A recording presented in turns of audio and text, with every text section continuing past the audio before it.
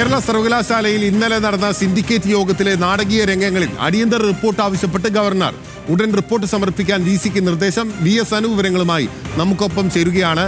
അനു, നാടകീയമായ രംഗങ്ങൾ, അതിനാടകീയമായിട്ടുള്ള മറുരംഗങ്ങൾ കൂടി ഇന്നുണ്ടാവുകയാണ്. Governor report തേടിയിരിക്കുകയാണ്. അതായത് വളരെ വേഗത്തിൽ ഗവർണറുടെ ഒരു നിർദ്ദേശപ്രകാരം കൂടിയായിട്ടാണല്ലോ VC ഈ രജിസ്ട്രാറെ സസ്പെൻഡ് ചെയ്തത്. അപ്പോൾ സിൻഡിക്കേറ്റ് യോഗം ചേർന്ന് ആ നടപടിക്ക് ഒരു ബദൽ നടപടി സ്വീകരിച്ചത് വളരെ വേഗത്തിൽ മറികടക്കാനാണ് ഗവർണറുടെ തീരുമാനം. അങ്ങനെയല്ലേ ഈ റിപ്പോർട്ട് തേടലിനെ വായിച്ചെടുക്കേണ്ടത്?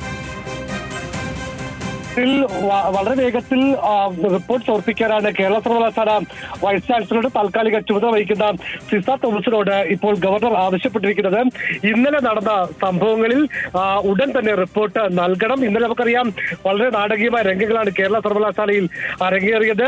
സിൻഡിക്കേറ്റ് യോഗം നടക്കുന്നു. യോഗത്തിൽ നിന്ന് VC ഇറങ്ങിപ്പോകുന്നു. പക്ഷേ അതിനുശേഷവും സിൻഡിക്കേറ്റ് തുടരുകയും നേരെ സസ്പെൻഷനിലായ രജിസ്ട്രാർ KS അനിൽകുമാറിന്റെ സസ്പെൻഷൻ പിൻവലിച്ചു എന്ന തീരുമാനം എടുത്തു എന്ന് അറിയിക്കുകയും ചെയ്യുന്നു. അതിന് പിന്നാലെ സസ്പെൻഷൻ പിൻവലിച്ചിട്ടില്ല എന്ന് സിസ തോമസ് അതായത് VC അറിയിക്കുന്ന സാഹചര്യം.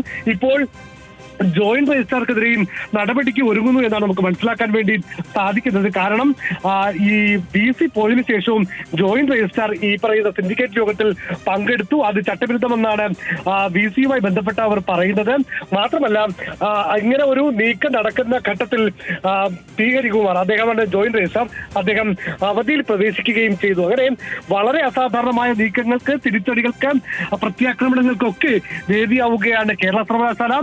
ഇപ്പോൾ ഇന്ന് ഈ കേസുമായി ബന്ധപ്പെട്ട് ഇന്ന് കേസ് ഹൈക്കോടതി പരിഗണിക്കുന്നുണ്ട്. അതിനിടയിലാണ് ഇപ്പോൾ VC-യോട് അടിയന്തരമായി റിപ്പോർട്ട് സമർപ്പിക്കാൻ നിർദ്ദേശിച്ചുകൊണ്ട് ഗവർണർ ഇപ്പോൾ ഒരു കത്ത് നൽകിയിരിക്കുന്നത്. വിനൽ, അനു, അതായത് മനസ്സിലാക്കേണ്ടത് ഗവർണർ വളരെ വേഗത്തിൽ ഈ നടപടിക്കൊരു പ്രതി നടപടിയിലേക്ക് പോകാൻ ഉദ്ദേശിക്കുന്നു എന്ന് തന്നെയല്ലേ?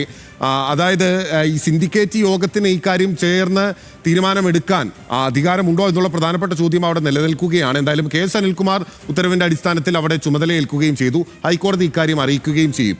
അപ്പോൾ ഇക്കാര്യം ഒരു നിയമ പരിശോധനയ്ക്ക് വീണ്ടും വിധേയമാകും. സിൻഡിക്കേറ്റിന്റെ അധികാരം, VC-യുടെ അധികാരം എന്നീ കാര്യങ്ങളിലെല്ലാം തന്നെ വീണ്ടും ഒരു നിയമ പുനഃപരിശോധന വരും എന്ന് തന്നെയല്ലേ ഈ നടപടികളിലൂടെ നമുക്ക് വായിച്ചെടുക്കാൻ സാധിക്കുന്നത്?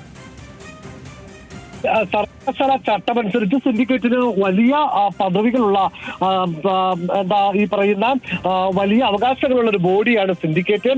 കേരള സർവകലാശാലയുടെ ചട്ടവും അത് തന്നെയാണ് പറയുന്നത്. സ്വാഭാവികമായും ഇപ്പോൾ കേരള സർവകലാശാലയിലെ ഇടത് അംഗങ്ങളൊക്കെ പറയുന്നത് ഈ VC ഇല്ലാത്ത ഘട്ടത്തിലും ഇങ്ങനെ അഥവാ ഈ പറയുന്ന സിൻഡിക്കേറ്റിന് യോഗം ചേരാം, മുതിർന്ന അംഗത്തിന്റെ അധ്യക്ഷതയിൽ ചേരാം എന്നടക്കമുള്ള ചട്ടങ്ങൾ സർവകലാശാലയിൽ ഉണ്ട്. അതുകൊണ്ടാണ് ആ ഒരു ചട്ടത്തിന്റെ അടിസ്ഥാനത്തിലാണ് ഇന്നലെയും മീറ്റിംഗ് തുടർന്നത്, സിൻഡിക്കേറ്റ് യോഗം തുടർന്നതും.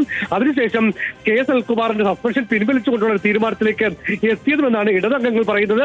പക്ഷേ ആ നേരെ മറുവശം അത് VC-യും അല്ലെങ്കിൽ അതിന് VC-ക്കൊപ്പം നിൽക്കുന്ന സിൻഡിക്കേറ്റ് അംഗങ്ങൾ പറയുന്നു. ഏതായാലും കടുത്ത നിയമ നടപടികളിലേക്കാണ് ഈ വിഷയം പോകുന്നത് എന്നുള്ള കാര്യത്തിൽ യാതൊരുവിധ തർക്കവുമില്ല.